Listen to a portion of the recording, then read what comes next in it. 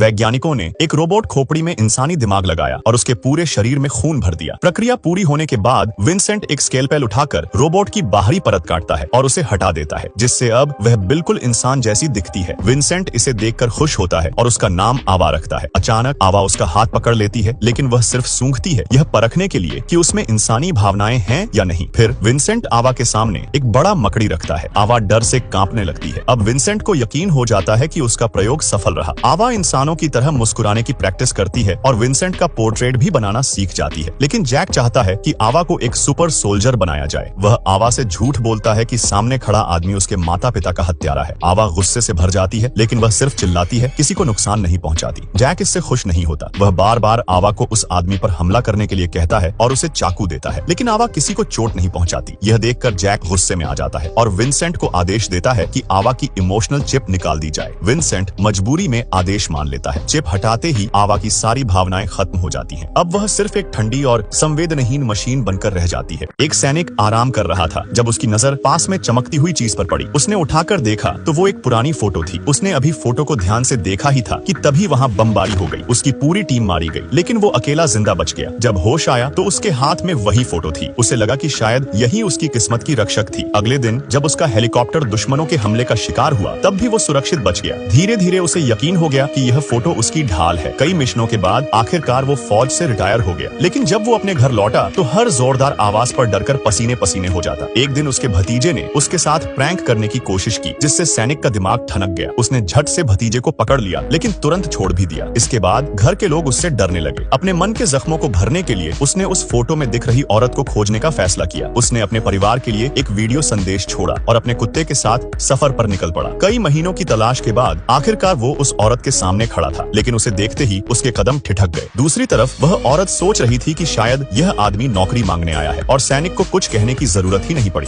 ये आदमी एक सेलबोट के बाथरूम में फंसा हुआ था और एक बड़ा कार्गो शिप उससे टकराने ही वाला था। आदमी ने अचानक एक आइडिया सोचा। उसने तुरंत एक रस्सी बाहर फेंकी और वो जल्दी ही प्रोपेलर के चारों तरफ लिपट गई। लेकिन फिर उसकी हैरानी के लिए रस्सी तुरंत खिंच गई और उसे गला घोंटने लगी। वो सांस के लिए जूझने लगा। घबराहट में उसने गलती से एक डंडा पकड़ लिया। उसने रस्सी को ऊपर की तरफ जोर से धकेला और किसी तरह से खुद को छुड़ा लिया। लेकिन जैसे ही वो आजाद हुआ, सेलबोट कार्गो शिप से टकरा गई। टक्कर ज्यादा जोरदार नहीं थी, लेकिन सेलबोट को नुकसान हुआ और वो पानी लेने लगी। शिप का रास्ता बदल गया और आदमी ने कार्गो शिप से मदद मांगने का मौका खो दिया। तभी रस्सी उलझ गई और प्रोपेलर टूट गया। सेलबोट फिर से चलने लगी। अब तक आदमी बाथरूम में घंटों से फंसा हुआ था। तभी उसे बाहर से एक आवाज सुनाई दी। उसने सोचा कोई वहाँ है, तो वो मदद के लिए चिल्लाने लगा। लेकिन उसे ये नहीं पता था कि ये एक भूतिया शिप थी जो खाली और बिना किसी इंसान के बह रही थी। केबिन में पानी तेजी से भरने लगा। उसने एक कप उठाया और खिड़की से पानी बाहर फेंकने की कोशिश करने लगा, लेकिन सब बेकार था। पानी लगातार भरता जा रहा था। और भी बुरा ये हुआ कि सेलबोट एक तूफानी इलाके की तरफ बढ़ रही थी। उसने जल्दी से एक ब्लेड उठाई और नाव के कपड़े को पकड़ने वाली रस्सियों को काटना शुरू कर दिया। थोड़ी देर बाद कपड़े नीचे गिर गए। थका हुआ और भूखा वो बेहोश हो गया। जब वो उठा तो पानी उसकी गर्दन तक आ चुका था। बाथरूम उसकी कब्र बनने वाला था। उसने एक गहरी सांस ली, पानी में डूबा और पूरी ताकत से दरवाजे को लात मारी। जैसे ही वो हार मानने वाला था, उसने देखा कि दरवाजे का लॉक ढीला हो गया था। उसने हैंडल घुमाया और दरवाजा खोल दिया। वो तेजी से डेक की तरफ भागा। ताजी हवा में सांस लेते हुए सेलबोट को देखने लगा। उसे लगा कि सेलबोट जल्द ही डूब जाएगी, इसलिए उसने एक छोटी नाव बनाने की शुरुआत की। उसने काफी खाना और पानी इकट्ठा किया और उस छोटी नाव में बैठकर सेलबोट के डूबने का इंतजार करने लगा। उसकी हैरानी की बात थी कि एक पूरा दिन और रात गुजर गई, लेकिन सेलबोट अभी भी तैर रही थी। अचानक उसने दूर एक कार्गो शिप देखा। वो खुश हो गया। उसने अपनी छोटी नाव लेकर उस कार्गो शिप की तरफ जाना शुरू किया, लेकिन फिर उसकी डरावनी नजरों के सामने उसके पीछे सेलबोट अपने आप मुड़ने लगी और सीधा उसकी तरफ बढ़ने लगी।